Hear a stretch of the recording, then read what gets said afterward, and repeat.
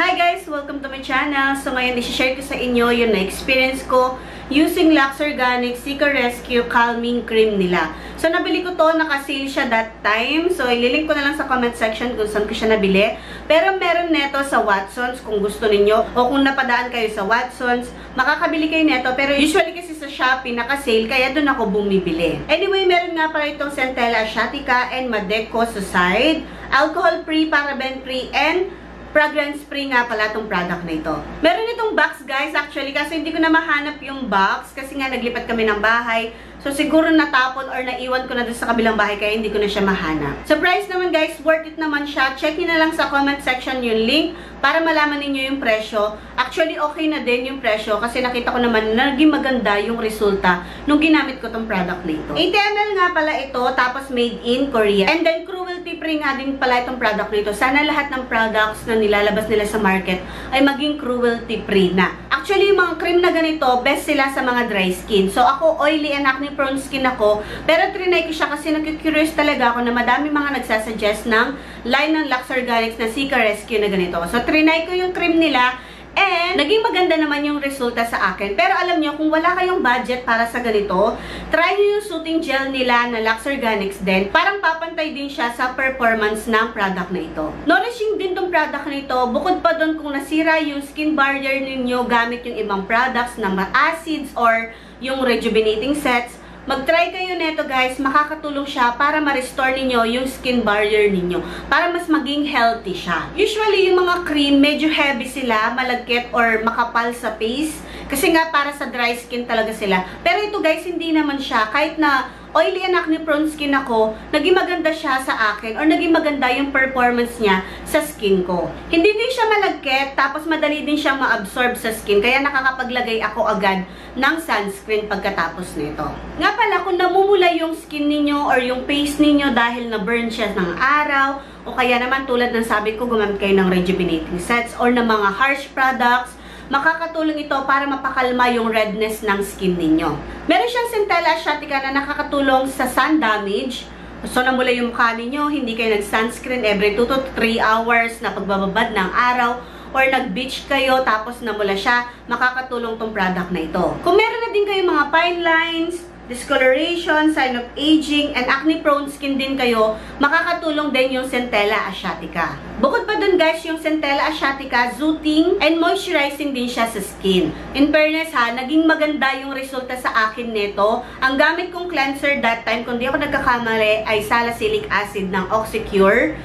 Kung di ako nagkakamali ha. Tapos titignan ko din, kung meron pa akong mahanap na picture or video, after kong maubos tong product nito, magpapakita ko sa screen. Pero di ako mangangako ha, sabog-sabog kasi yung mga files ko. So anyway, pump nga pala ito guys. Ipapump siyang ganyan, tapos lalabas yung mismong product. Tapos pwede mo din siyang ipang-travel. Kasi meron takip ito actually, kaso nasira ko yung takip nung nahulog siya. Tapos ganito yung itsura niya. Ayan, pakita natin. Puti lang siya na ganyan na parang lotion. Tapos madali lang din naman siyang i-blend. Hindi ako nalalagkitan ha, kahit na oily skin ako. Kasi usually, pag oily skin, dapat manap kayo ng water-based or gel-based na moisturizer. So, ayan o, hydrating naman siya. Okay na okay talaga siya sa mga dry skin. Madami pang benefits ang Centella Asiatica guys. Kung meron kayong time, i-search na lang. Hindi naman porket yun yung benepisyo niya, yun talaga yung makukuha natin. So, depende pa rin sa skin natin, kung ma-absorb niya ng maayos, at saka depende na din sa lifestyle natin. Meron pala akong ano sa ilong. Sorry, hindi ko napansin. Nakita ba sa mga pinagsasabi ko kanina? Well, anyway, sa paggamit pala ng skincare guys, kailangan natin ng pasensya.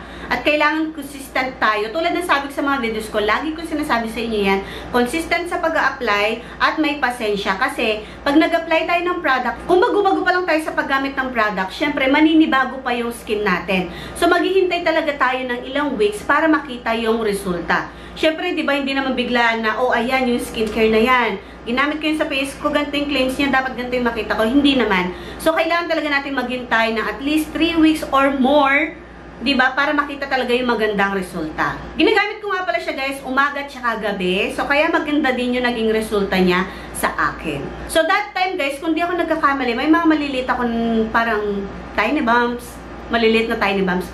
Kung hindi ako nagkakamali, nung ginamit ko itong product na to, may mga tiny bumps ako, may mga redness ako, nagaling sa pimple marks. So, naging okay naman yung skin ko. Naging flawless naman that time. Siguro maganda din kasi yung aking cleanser na ginagamit. At saka syempre, pinaka-the best na maire-recommend ko sa inyo na isabay ninyo sa morning skincare ninyo ay ang sunscreen. Very good. Kailangan nyong mag-sunscreen para sa mga magagandang skincare na ginagamit ninyo. Siguro sobrang gaganda ng mga products na ginagamit ninyo. Tapos di naman kayo nagsa-sunscreen. Tapos nagbibilad pa kayo sa araw. So paano kaya? Paano nyo kaya makikita yung magandang resulta ng mga skincare na ginagamit ninyo?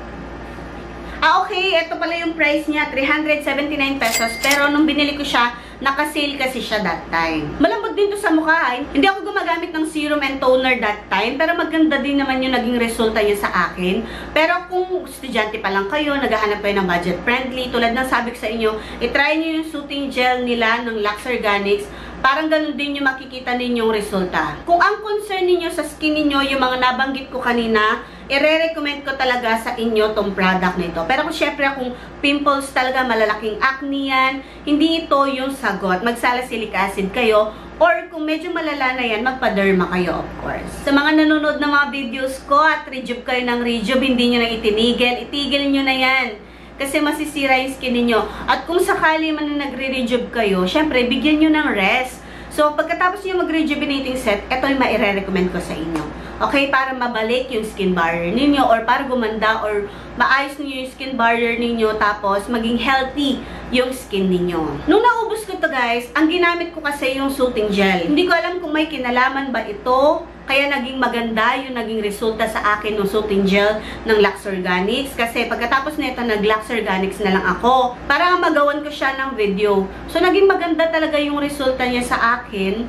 So, piling ko may kinalaman din siya, no? Kasi matagal ko siyang ginamit, tapos nakukuha ko na yung resulta niya nung ginamit ko naman yung Lux Organics. Well, anyway, nung ginagamit ko to, kahit papano na-lessen niya yung oil. Hindi ko alam kung dahil ba dun sa mga ingredients na meron ito, kaya na-lessen yung pagiging oily skin ko. Siguro, pero nakadepende pa din sa atin yan. Ha, hindi naman porket ganun yung naging experience ko, ay ganun din yung magiging experience ninyo. Para sa mga 18 na ba, pwede nyo nang gamitin tong product na ito. At para naman sa mga may pinoproblema sa skin, alam nyo yon, fine lines, ganyan, anti-aging. Pero kasi siyang anti-aging properties dun sa ingredients niya, kaya makakatulong din siya.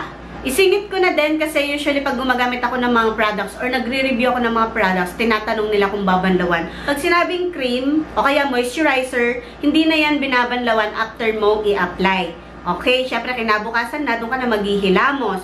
So, ginagamit ko siya ng umaga, ginagawa ko cleanser. Pagkatapos kong mag-cleanser, maglalagay ko ako neto. Syempre, babanlawan mo yung cleanser. So, maglalagay ako neto, pagkatapos magsa-sunscreen ako. So, yun yung routine ko pag umaga. Hindi na ako nagsiserum, madalang na lang ha. Lalong-lalo na nabuntis ako, hindi na ako nagsiserum. Pero before ako mabuntis, talaga mahilig ako sa serum and toner.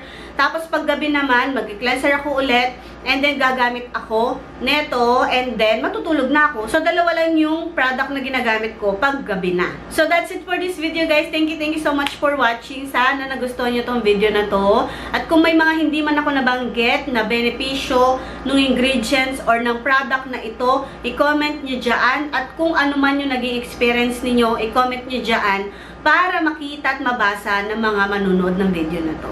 Syempre, wag na wag niyong kakalimutang mag-subscribe. Bye!